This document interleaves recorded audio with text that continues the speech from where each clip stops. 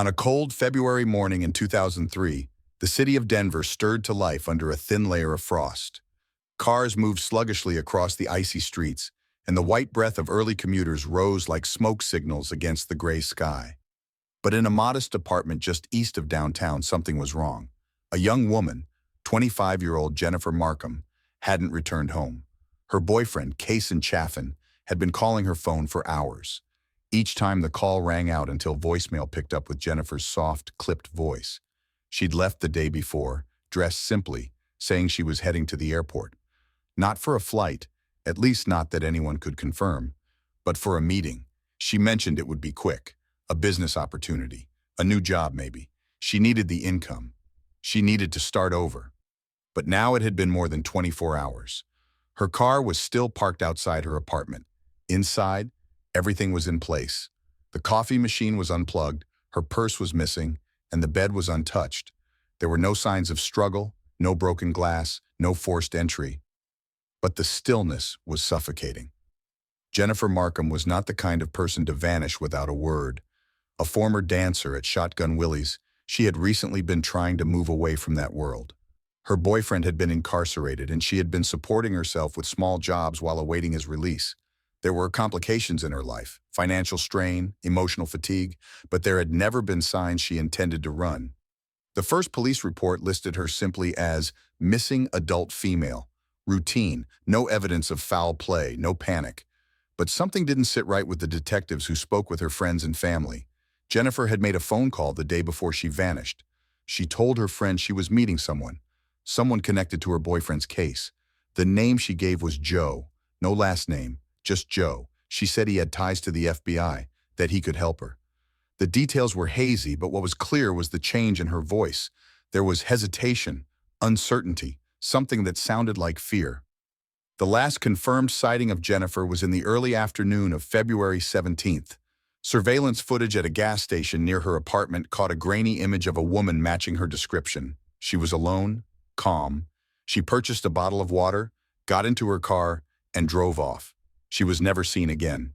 It didn't take long for her case to slip into a grim pattern. Another missing woman with a complicated past, no solid leads and no body.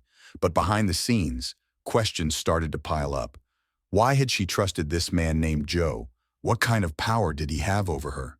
And why was someone with apparent federal connections taking an interest in a woman with ties to a convicted felon?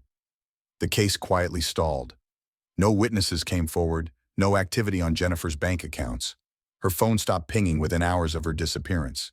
There were no ransom notes, no public statements, no trace. But for her family, the silence was a scream. They pressed the police to dig deeper, to question everyone close to her, to follow every lead, no matter how improbable. And eventually one detail stood out. This Joe wasn't just anyone. He wasn't a federal agent, but he had worked with them. He was, in fact, a former convict turned FBI informant, a man named Scott Kimball. At that time, the name meant little. Just another blurred face behind the curtain of criminal justice. But for those paying attention, a new kind of unease began to settle in. Because Jennifer Markham was not the only one who had vanished under mysterious circumstances, and Scott Kimball, as it turned out, was a name that would soon come up again. And again. This was no longer a routine missing persons case. It was the first domino, and the fall had just begun. In the days following Jennifer Markham's disappearance, the concern of those closest to her transformed into quiet panic. It wasn't only the silence that unnerved them. It was the fact that Jennifer had vanished as if into vapor, leaving behind a life that, despite its imperfections, she had been actively trying to rebuild. Her boyfriend, still incarcerated, struggled to understand why the person he spoke to only a few days prior could suddenly vanish without explanation. Her father, a man of few words and deep instincts, described feeling an immediate sense of dread. She wouldn't have just left, he told detectives. Not without telling someone. Not my daughter. The early investigation faced a now familiar wall. Jennifer didn't fit the mold of a high-risk missing person by official standards, yet she was far from living a quiet or sheltered life. Her connection to individuals in the criminal justice system, specifically her romantic involvement with a known felon, cast a long shadow over how her case was initially perceived. Even with no evidence of voluntary disappearance, the assumption lingered. Maybe she left on her own. Maybe this was her way of cutting ties and starting over. But those who knew her best disagreed. Jennifer had been planning. She spoke about securing a job, maybe even relocating. She had goals, modest ones, but rooted in a desire for stability. Her conversations in the weeks prior painted the portrait of someone standing on the edge of a new beginning, not spiraling into disappearance. Her boyfriend was set to be released soon. She had told a friend she was tired of waiting around. She wanted to get things moving, fast. That urgency might explain why she agreed to meet the man known only as Joe. Investigators soon began pulling at the edges of her final days. From witness accounts and digital traces, a clearer picture began to form. Jennifer was corresponding with a man she believed could help her secure employment, or at the very least, offer her some legal leverage concerning her boyfriend's case. She had met him through someone at the federal prison where Case in Chaffin was being held. This man presented himself as connected, someone with ties to the government, possibly even an insider. He was said to be persuasive, charismatic, confident. In one conversation, Jennifer told a friend, "He says he's with the FBI, or at least works with them. I don't really get it, but it sounds legit." That was the first real lead investigators had. The man's real name didn't come up in early reports, but the pattern began to take shape. When detectives traced the calls and narrowed down contacts Jennifer had been speaking to around the time of her disappearance, one name kept reappearing: Scott Kimball. At that point, he was not a person of interest, not yet. What little the authorities knew about him was limited to his role as a government informant, a man who had, supposedly, helped federal agents infiltrate criminal operations from the inside. On paper, he was doing the right thing. A convicted felon, yes, but also someone said to be cooperating with the law. His involvement with the FBI provided him a strange type of insulation. People hesitated to question someone who, allegedly, was helping them. What most didn't realize then was just how precariously that trust was placed. While combing through Jennifer's digital records, police found a thread of emails hinting at a meeting. They were vague, intentionally so, but one stood out. It read, "If this works, I'll be out of the club for good. Finally something real. Keep your fingers crossed." She was talking about the man she planned to meet, about the possibility of a job, about moving on from a life she wanted to escape. That thread of hope, so present in her tone, would be the last digital footprint she ever left. Detectives followed that email to an account linked to a man using a known alias, an alias previously tied to a source used by federal agents in Colorado and Utah. The alias had been used in multiple cases, including undercover operations targeting fraud and drug trafficking, but now it was turning up in the context of a missing persons investigation. This connection was not lost on one particular agent, who recalled the name from a separate operation just a year prior. That operation had ended abruptly, and questions had already been raised internally about the informant's conduct. There were signs, the agent later admitted, but no one wanted to look too closely. He was producing results. Beneath that success, however, was a structure built on manipulation and deception. It would take months before the full extent of the damage came to light.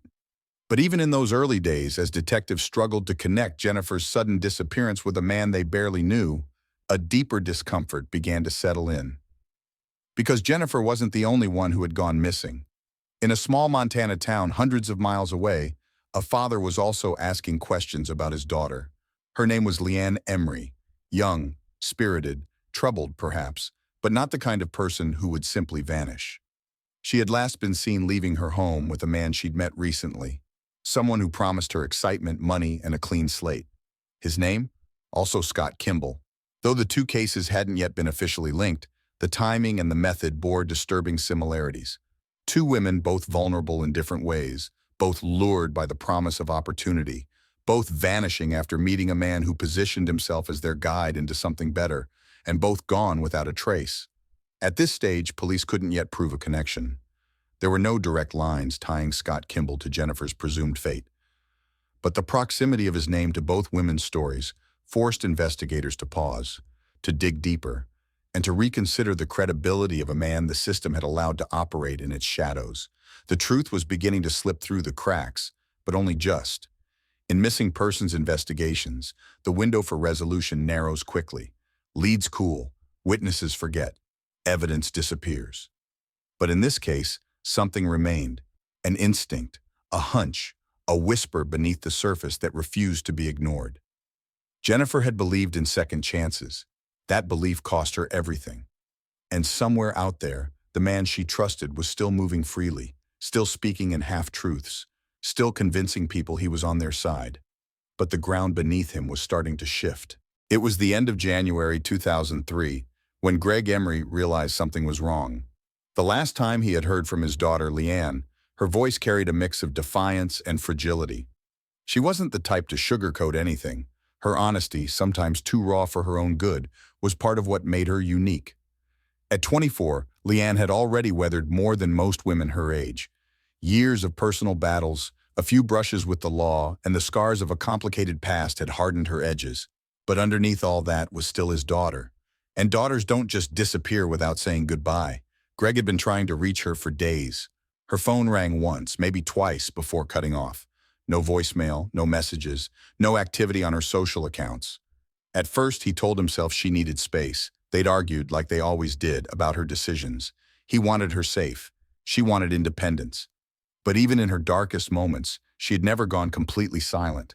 Leanne had left her home in Grand Junction, Colorado earlier that week, supposedly heading to Salt Lake City with a man she'd met through an online forum. She told her father the man had a business deal he needed help with, something about transporting money or documents, maybe both. She believed it would be a quick trip. In one of her final emails, she wrote, "This could be my way out, Dad. If it works, I'll finally be able to start over." That email, found weeks later, would haunt Greg for years. At the time of her disappearance, Leanne was on probation for a minor fraud charge. It wasn't her first run-in with the law, but it was supposed to be her last. She had promised her family she was serious about changing, a new job, clean records, a future without the mistakes of the past following her like shadows. The man she left with, known only by a vague first name at that point, was said to be older, confident, and convincing.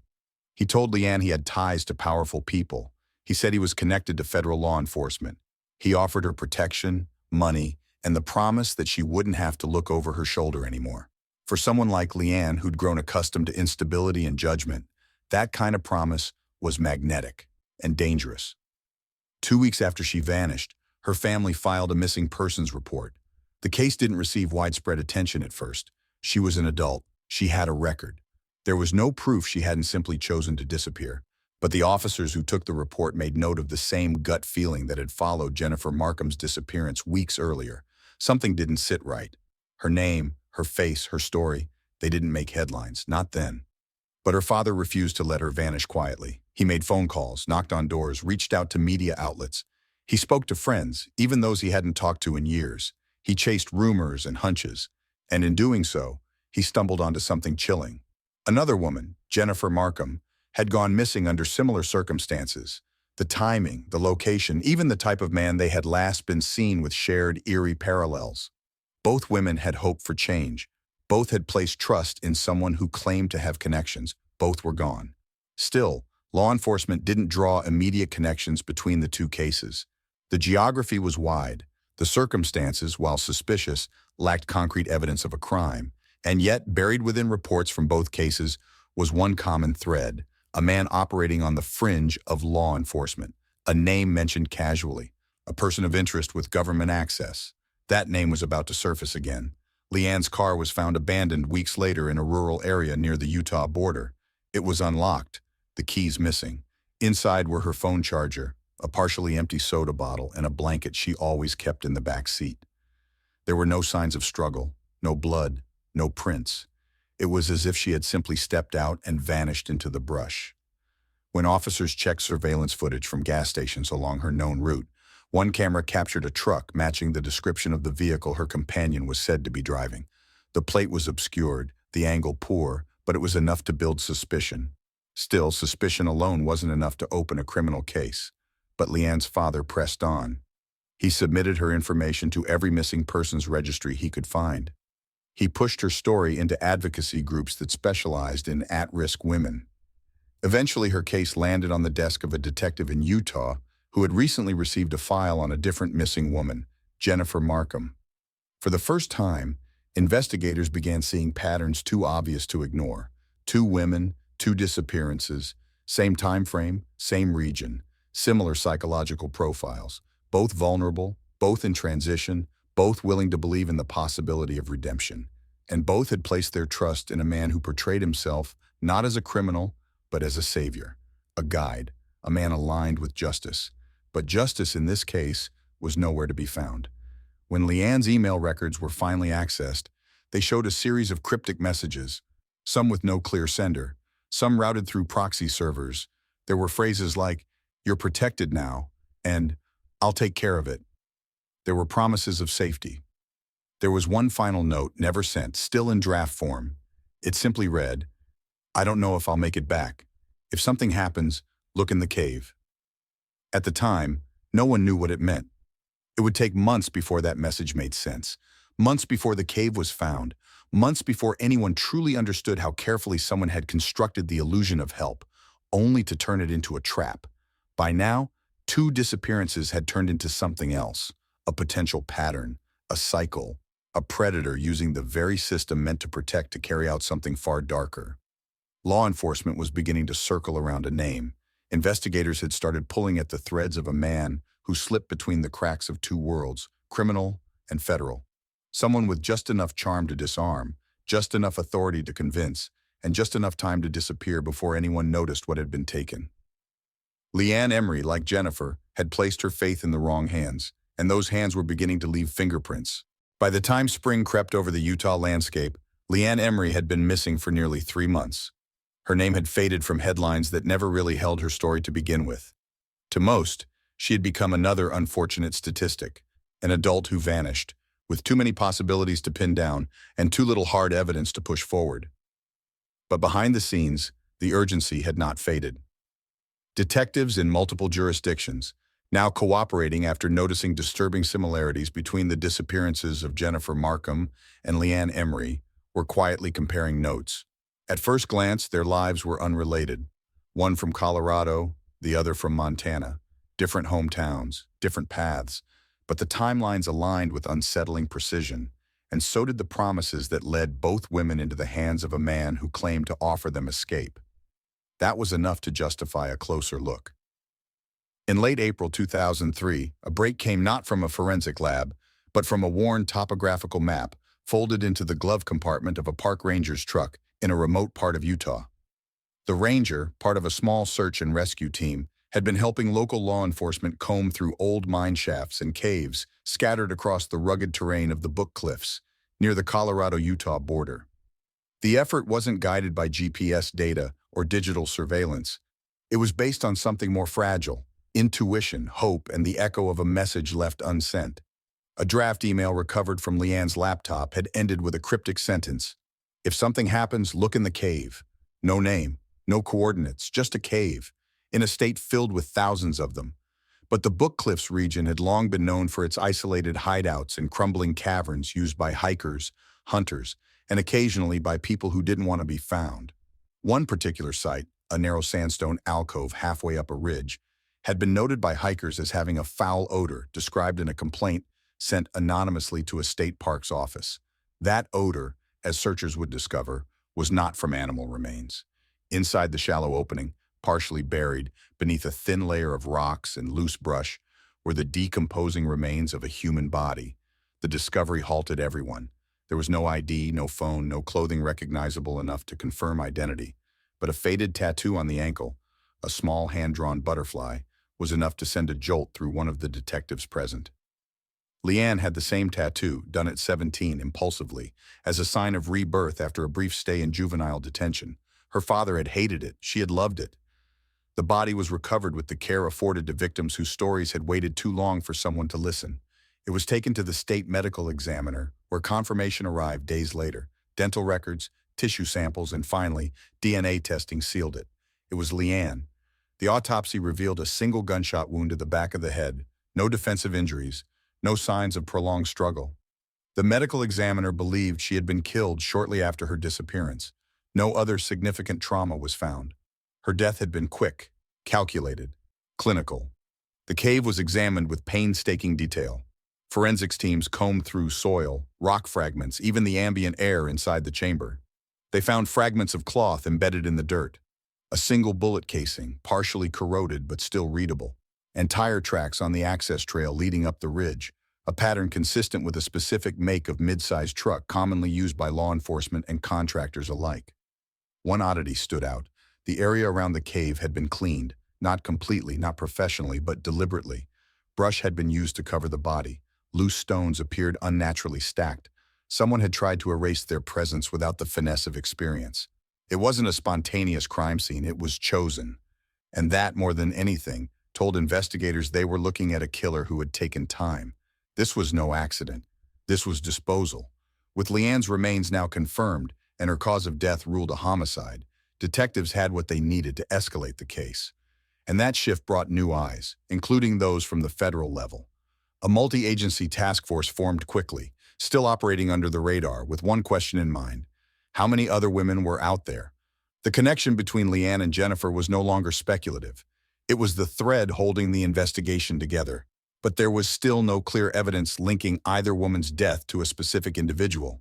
The man they had both encountered, a shadowy figure with alleged ties to law enforcement, remained on the fringe of the case, carefully insulated by the very system meant to detect threats like him. For weeks, agents dug into his background. What they found raised alarms that had somehow been overlooked or worse, dismissed. He was a former convict with a history of fraud and manipulation. He had spent time in federal prison but had emerged with a surprising arrangement: early release in exchange for becoming an informant. That title had given him access, protection, and the illusion of legitimacy. It had also given him something even more dangerous: anonymity. On paper, he was helping dismantle drug rings and white-collar crime syndicates. In practice, he was forming connections with vulnerable individuals, people like Jennifer and Leanne, who saw in him a lifeline. He sold the dream of a reset button, of wiping the slate clean. He promised safety, opportunity, even redemption. But those promises came with a cost. And now, with Leanne's death confirmed, investigators were beginning to understand just how high that cost had been. Back in Colorado, Jennifer Markham's family watched the news of the Utah discovery with numb devastation. They had not yet found her. Her fate remained technically unknown. But the discovery of Leanne's body narrowed the distance between hope and grief. The similarities were undeniable, and in their hearts they began to mourn. Her father refused to give up. "We can't let her be forgotten," he told reporters. "If there's any chance she's still out there, we have to keep pushing." The law enforcement community, now fully engaged, agreed. The search for Jennifer resumed with new vigor. Investigators began re-examining old reports, forgotten interviews, security footage dismissed as inconclusive. They weren't just looking for her anymore. They were looking for a pattern, a method, a man, and they were closing in. In the wake of the discovery in Utah, the case shifted from quiet unease to active urgency. What had once been regarded as a scattered set of disappearances now looked increasingly like a targeted series. The investigation could no longer be siloed across state lines. A pattern was emerging, and patterns in the world of criminal investigations are never benign. At the center of this growing storm was a man whose name had surfaced in both cases, but remained officially just another thread, unconfirmed, uncharged, untouched. He had moved quietly through the system, operating with an unusual kind of authority that wasn't earned through rank or reputation, but rather something more slippery: access. He presented himself as helpful, even patriotic. He spoke the language of law enforcement, dropping acronyms and case numbers with ease. He moved like someone who belonged, but belonging is not the same as accountability. Detectives began digging into his history, not through official channels at first, but by connecting the dots through court records, archived case files, and interviews with those who had crossed paths with him. His real name, now verified, unlocked a timeline that painted a very different portrait than the one he had carefully constructed for the women who trusted him. Scott Lee Kimball. Born in Boulder, Colorado in 1966, Kimball had grown up in a home that, by outward appearances, offered little to raise suspicion. But from an early age, he demonstrated what behavioral analysts often label as classic indicators of manipulative behavior: lying without remorse, a consistent disregard for the truth, and an uncanny ability to exploit the weaknesses of others. He had dropped out of high school but later earned his GED while incarcerated. His early crimes were nonviolent but intentional: check fraud, forgery, impersonation, paper crimes with real victims. Kimball had served time in multiple facilities throughout the 1990s, weaving in and out of federal custody. But it was during one particular stretch at the Englewood Federal Correctional Institution that he found his golden ticket, a chance to work with the government, not against it. By offering to serve as a confidential informant, Kimball positioned himself as a tool for federal agencies. His handlers, stretched thin and under pressure to close cases, saw promise in someone who knew the criminal world from the inside. He claimed to have ties to white supremacist groups, drug trafficking networks, and even money laundering operations. He spoke with conviction, never wavering, and seemed to deliver intel that could be acted on. It was enough to secure his early release in 2002. From there, he embedded himself in communities already frayed by crime, addiction, and desperation. He inserted himself into lives mid-collapse and offered structure where there had been chaos. His background as a felon gave him street credibility. His alleged connections to the FBI gave him an aura of protection. It was a blend that proved both believable and deadly. Investigators now saw how he had used that credibility to approach Jennifer Markham. She had been desperate for direction, clinging to any hope of a better life after her boyfriend's incarceration. Kimball met her under the guise of helping, perhaps offering legal assistance or access to influential contacts. The same approach had worked with Leanne. In both cases, his proximity to the federal system gave him legitimacy. No one questioned him because no one wanted to believe someone operating under a badge, even indirectly, could be weaponizing that trust. Agents reviewing his informant file were stunned by the lack of oversight. Reports were incomplete, field notes were missing, several debriefings had never been documented. He had been assigned to Special Agent Schlaff, an experienced but overburdened investigator with a backlog of active cases.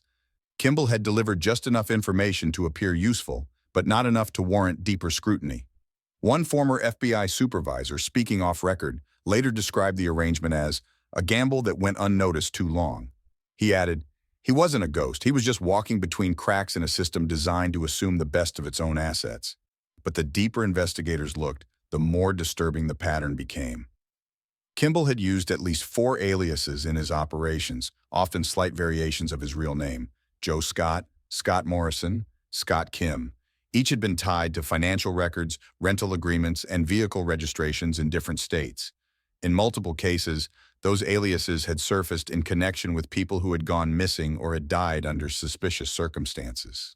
One of those names appeared on the lease of a property near Moab, Utah, an isolated cabin just over 2 hours from the cave where Leanne Emery's body was found. The cabin had since been vacated, but local utility records showed service for only 3 months in early 2003. A forensic team was dispatched. Inside, the cabin was nearly empty. A mattress on the floor, empty food containers, cigarette butts in a coffee can. But in the corner of the room, behind a false wall panel crudely screwed into place, they found something else. A stained section of carpet, a single earring, and embedded into the floorboards, what appeared to be a blood stain, just enough to collect a sample. It would take weeks for the analysis to come back, but the preliminary results were already speaking volumes. At last, investigators had physical evidence that could link Kimball not just to the women who had vanished, but to the spaces where they had possibly died. It wasn't definitive, not yet, but it was more than they had ever had before. And as that evidence was being processed, another name surfaced: Terry Kimball, a man reported missing by no one, a man who, as it turned out, was Scott's own uncle. The search was no longer just about Jennifer and Leanne. It was becoming a manhunt for answers to questions that had gone unasked for too long. The discovery of the cabin near Moab had cracked open something investigators had long suspected, but had lacked the evidence to prove. Scott Kimball was not merely adjacent to the disappearances. They were orbiting him. He wasn't just a name floating at the edges of reports, but a figure deeply embedded in the lives and final moments of these women. Now, with the connection to the cabin, the blood-stained floorboards, and mounting behavioral patterns, the investigation shifted from suspicion to focused pursuit.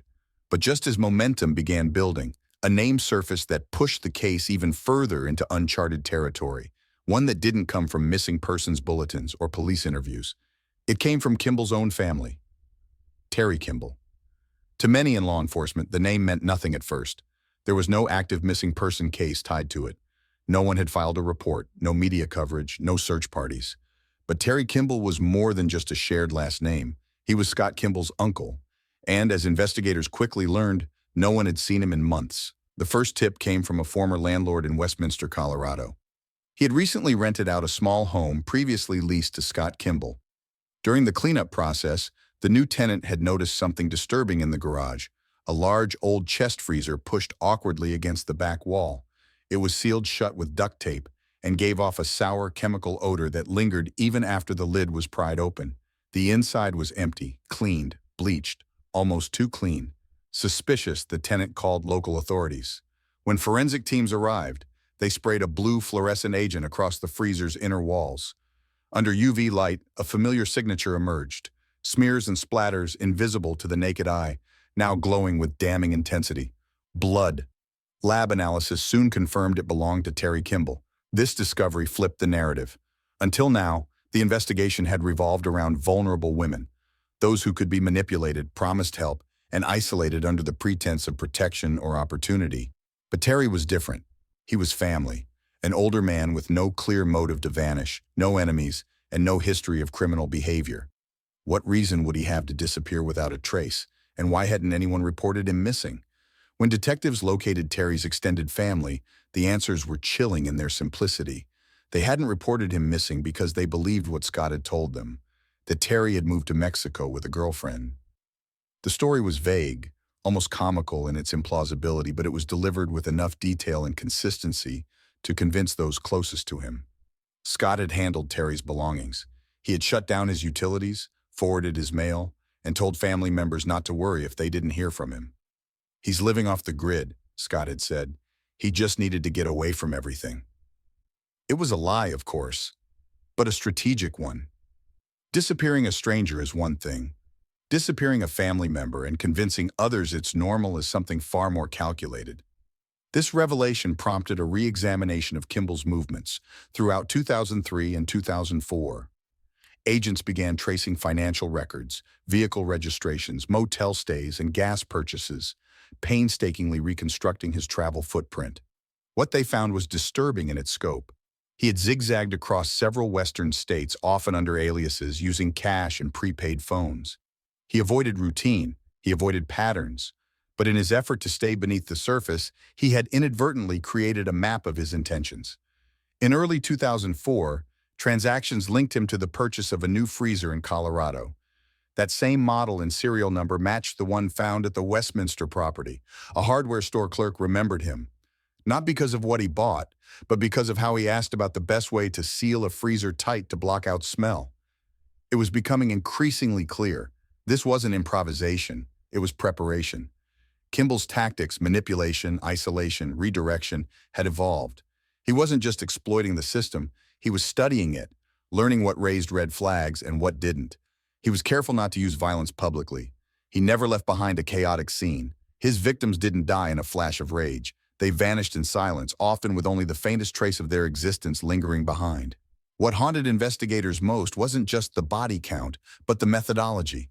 The way Kimball seemed to target people who lived in the margins, those easy to discredit, easy to ignore, and tragically easy to forget. People like Leanne and Jennifer. Now, with Terry, that strategy had expanded.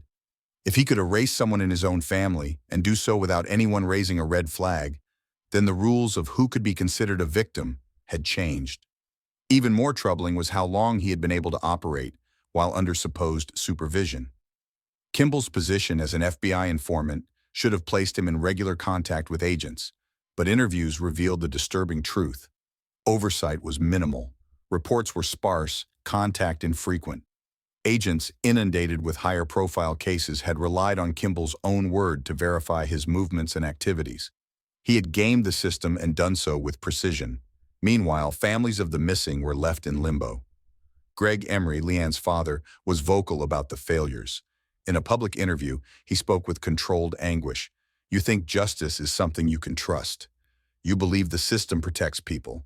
But what if the person you need protection from is the one wearing the badge?" That sentiment echoed across the entire investigative team. They weren't just chasing a killer anymore. They were confronting a systemic failure that had enabled him. In the wake of Terry Kimball's confirmed death, a new task force was established, interagency, multi-jurisdictional, and designed specifically to trace the full reach of Scott Kimball's activities. It It was no longer about isolated cases. It was about a timeline of violence stretching across years, with gaps where names and faces still hadn't been connected. Every known associate, former partner, and casual contact of Kimball's was now of interest. Every unexplained disappearance in the regions he frequented was reopened. The scale was daunting, but necessary, because at this point, no one could say how many lives had been taken, only that they were too late to stop the first few.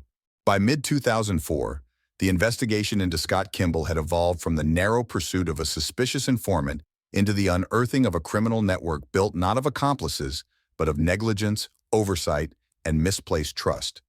His name was no longer whispered behind closed doors. It had become the centerpiece of a spiraling internal crisis within federal law enforcement. The FBI was not merely assisting in the case, they were, for the first time, under scrutiny themselves. The weight of this realization was staggering. It wasn't just that Kimball had committed crimes under the nose of those meant to supervise him. It was that the system itself had enabled him to do so. Investigators were forced to reckon with a bitter truth. Their own structure, the very protocols designed to vet and manage informants, had been bypassed with alarming ease. The man they had once labeled a cooperative asset had used that status to conceal predatory behavior, and had done so while cashing government checks and leveraging the implied authority of federal backing. In the eyes of many, this was more than a string of tragedies. It was a betrayal of institutional integrity. Pressure mounted from every direction. Journalists began to sniff at the edges of the story. Internal Affairs initiated an administrative review, and in private conversations among agents who had once worked with Kimball, doubt began to fester. Those who had defended his value now questioned their own judgment. Others who had raised red flags in the past were suddenly vindicated, but not relieved. For them, justice delayed was not justice delivered. The case had become radioactive.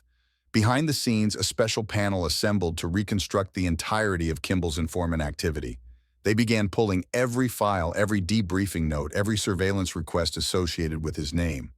What they found was an administrative patchwork: paper trails with missing signatures, informal agreements never logged properly, and field reports that stopped without explanation. In one instance, Kimball claimed to have infiltrated a small drug ring operating in rural Utah. The operation was later closed with no arrests, no indictments, and no recovered narcotics. Yet he had been paid $2,700 for his assistance, with the transaction signed off by a field agent who could no longer recall the specifics of the case. That wasn't an isolated example. It was part of a trend. Kimball producing just enough intel to stay relevant, but never enough to bring real criminals to justice. Meanwhile, the bodies were piling up. What made the situation even more volatile was how easily Kimball had blurred lines between his roles. To one agency, he was a resource. To the public, he presented himself as an agent. To his victims, he was a savior, or at least someone close enough to power to help. But all of it was theater, carefully choreographed, methodically executed. And beneath the costume was a man whose manipulation wasn't improvised, but practiced. For behavioral analysts reviewing the case, the psychological profile emerging was textbook in some ways and baffling in others.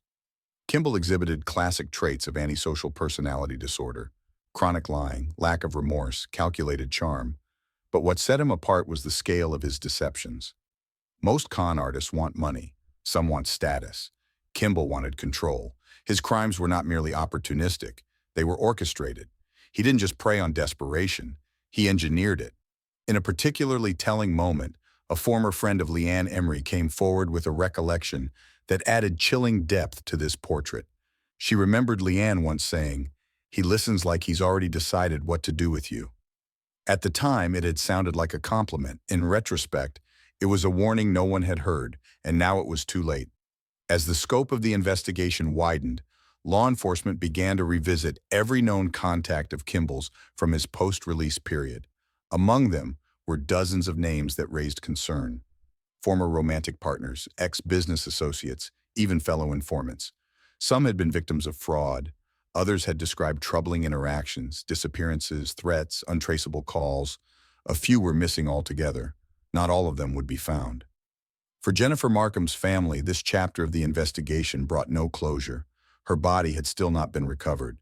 But the evidence against Kimball, while circumstantial in her case, was becoming overwhelming. Emails, phone records, witness statements. He had been the last person to see her alive. He had told multiple people he could make her disappear if he needed to, and he had done exactly that. Still, without a body, prosecutors remained cautious. And Kimball, though increasingly boxed in, had not yet been arrested. That changed when the Department of Justice approved a coordinated effort to bring him in, not for murder, but for fraud. It was a tactical move, not unlike the early steps taken against notorious criminals in the past. Get him on what you can, hold him, then build the rest. On December 23, 2006, Scott Kimball was taken into custody. At the time of his arrest, he appeared unfazed. He denied wrongdoing. He dismissed the allegations as conspiracy and miscommunication. But inside his briefcase, investigators found a clue that erased any remaining doubts: a handwritten map of a remote area in Colorado. A map eerily similar to the one found in the glove box near Leanne's burial site. It was the first crack in his performance, but it wouldn't be the last. When federal agents sat across from Scott Kimball in the sterile confines of an interrogation room in late 2008, they weren't speaking to an ordinary suspect. They were confronting a man who had played both sides of the justice system, a man who had worn the guise of informant while orchestrating a pattern of manipulation, disappearance, and death. The pressure was mounting. The evidence, though not yet comprehensive, had crossed the threshold of coincidence. Kimball's web of deceit had begun to unravel, but despite the growing suspicion surrounding the disappearances of Jennifer Markham, Leanne Emery, and Terry Kimball, there was still one gaping hole in the government's case. No bodies, at least not all of them. No direct murder charges, only circumstantial evidence, overlapping timelines, and haunting disappearances. To build a case that would hold in court, prosecutors needed more. What they got instead was an offer. Through his attorney, Kimball extended a deal to the government. He would confess. He would tell them where some of the bodies were buried. He would give them the confirmation families had been begging for. But there was a condition: no death penalty. It was a decision that split the team of investigators. Some believed it was necessary to bring resolution, to give names back to the lost, to offer closure in the only way possible. Others saw it as a betrayal of justice, a capitulation that allowed a killer to maintain control over the one thing he still possessed: the truth. Ultimately, the government agreed. In a series of proffer sessions held over several days, Kimball admitted to killing 4 people: Jennifer Markham, Leanne Emery, Terry Kimball, and a 4th woman named Ennis Thompson, a previously undocumented case that sent investigators scrambling to locate confirmation. Each confession came with sparse detail, carefully worded, rarely emotional. Kimball described the killings with the same clinical detachment he had used in his fraud operations. Facts were stated, locations noted, but motives remained elusive. He claimed Jennifer had become a liability, that she knew too much. He refused to elaborate. He said Leanne had panicked during a scheme they were executing together. Again, no detail. About his uncle Terry, he simply stated it was necessary. When pressed, he folded his arms, eyes fixed on the table, and didn't speak again for 22 minutes. Only fragments of these confessions could be verified. In Leanne's case, he successfully led investigators to the cave where her body had already been recovered. In Terry's case, the location matched the residence where the blood evidence had been discovered, but Jennifer's remains were never found. Kimball insisted he couldn't remember where he had left her. That lapse, whether real or performative, became the most painful part of the deal for her family. Her father had waited nearly 6 years for the answer he already suspected. Now, he had the confirmation, but no way to bring his daughter home. He would later say, "They gave him what he wanted. We didn't get her back. We got words." The deal granted Kimball 70 years in federal prison. No parole, no early release, but for the families that sentence felt incomplete. A life behind bars was not the same as accountability, not when the killer had chosen which truths to share and which to bury deeper. In the aftermath of the confession, the Department of Justice launched an internal review of the informant system that had protected Kimball for so long. Special Agent Schlaff, the handler who had signed off on Kimball's early release, was quietly reassigned. A new series of protocols was introduced, requiring closer oversight of all cooperating informants, especially those with violent or manipulative histories. But policy changes could not erase the pain. The public reaction to the case was one of disbelief, that a man with a violent past could operate under the federal umbrella, gathering intelligence, earning taxpayer dollars, and building the illusion of credibility shocked even the most jaded observers. In press conferences, officials used words like flawed, regrettable, and systemic failure. But no language could fully capture what had been lost. Behind the closed doors of academia and law enforcement strategy sessions, Kimball's name became a case study in pathology. Criminal psychologists began analyzing his behavior, using hours of interrogation footage to chart patterns of control, misdirection, and moral detachment. What emerged was a disturbingly coherent picture of a man who was not impulsive but calculating, who did not kill out of passion or compulsion, but out of strategy. Dr. Elaine Rutherford, a forensic psychiatrist brought in to consult on the post-conviction review, described Kimball's mental profile in clinical but chilling terms. He is what we refer to as a highly functional psychopath. No empathy, no guilt, but with enough social awareness to imitate those traits when needed. He understands people deeply, but not in order to connect, only to exploit. What separated Kimball from more notorious serial killers was not his method of murder, but his method of deception. He didn't operate from shadows. He operated under fluorescent lights, behind government desks, with clearance, with paperwork. He used the badge, not to intimidate, but to lull. He wore credibility like camouflage, vanishing not in darkness but in plain sight. Perhaps most chilling of all was the lingering question among those closest to the investigation. Were there more? Kimball never admitted to additional murders beyond the 4, but discrepancies in his travel records, unexplained purchases of cleaning supplies, and anecdotal reports from former acquaintances hinted that the story might not be complete. A few families reached out in desperation, wondering if their missing daughters, sons, or spouses might also be connected. Some cases were reopened, others remained unsolved. But Kimball wasn't talking anymore. He had made his deal. And now, he was content to let silence speak for him. There was no press conference when Jennifer Markham's family cleared out her bedroom. No media coverage followed the simple act of her father folding the sweater she had left draped across a chair 6 years earlier. The room had remained untouched since her disappearance, frozen in time, like the investigation once had been. But now, after Scott Kimball's confession and sentencing, the silence felt heavier than ever. The legal system had done what it could. Kimball was behind bars, serving a 70-year sentence in a high-security federal prison. He would not walk free again. The charges, the conviction, and the bureaucratic response all followed procedure. To the government, it was a resolution. But to the people left behind, it wasn't justice. Not really. Jennifer's body had never been recovered. Her father still left the porch light on at night. Just in case, he once told a reporter, not out of hope, he no longer believed she was alive, but because leaving it on felt like resistance, a way to say, you didn't erase her. The aftermath of the case rippled far beyond the families of the victims. Within the FBI, the exposure of systemic lapses forced an uncomfortable reckoning. A formal review was conducted across all field offices. Informant management procedures were rewritten. Internal oversight tightened. Agents were retrained. Yet even with those reforms, the stain remained. A man had used the shield of federal trust to prey on the vulnerable, and no rulebook could erase that betrayal. For those in law enforcement, the Kimball case became more than a lesson. It became a warning. In lectures to recruits, veteran agents now referred to it not as an anomaly, but as an example of what happens when authority is granted without accountability. Kimball had shown them how easily the language of justice could be mimicked, and how deadly that mimicry could be when wielded by someone intelligent, charming, and utterly devoid of empathy. In academic circles, psychologists and criminologists continued to dissect his behavior. Kimball didn't fit neatly into the archetype of a killer.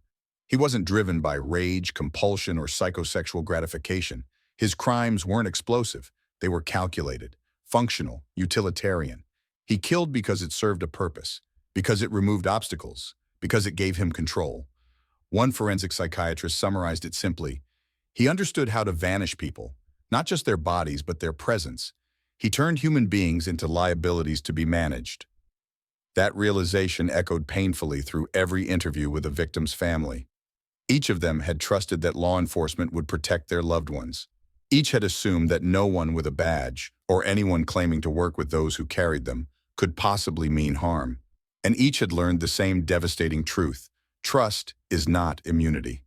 Credibility can be fabricated, and evil, at times, wears a uniform. Still, In the quiet spaces where public memory fades, some refuse to let the story be buried. In Colorado, an advocacy group was founded by families of the victims.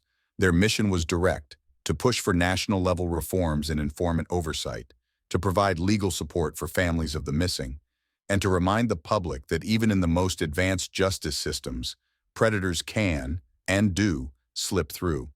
They called the group Unheard Echoes, in honor of those whose voices had been silenced long before anyone noticed. Each year they held a vigil. No speeches, no grandstanding, just a circle of names, read aloud under dim lights with candles lit one by one.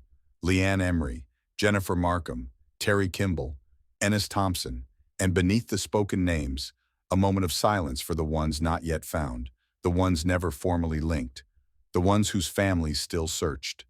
In those moments, the enormity of the case could be felt again, not through legal documents or autopsy reports, but through the quiet persistence of grief and memory. Because what the Scott Kimball case revealed was not just a story of horror, it was a story of absence, of what happens when oversight fails, when credibility is weaponized, when justice is delayed until it's no longer whole. It also revealed something deeper, that no system is perfect, that no badge or institution is beyond scrutiny, and that the line between protector and predator is not always as clear as it seems. But it also revealed resilience, in the fathers who never stopped searching, in the agents who admitted failure and worked to fix it, in the reporters who refused to let the story fade, and in the memory of victims who, even in death, forced the system to look inward and ask the hardest question of all: what if we had listened sooner? In the end, the Kimball case was not just a cautionary tale about one man's evil. It was a story about the quiet vulnerabilities in every institution and the cost of ignoring them. And it was a reminder that the dead are never truly silent, not when the living choose to speak their names. Thank you for watching our video. Please subscribe, follow us, and leave a comment. It truly helps us keep bringing you gripping and thought-provoking true crime stories.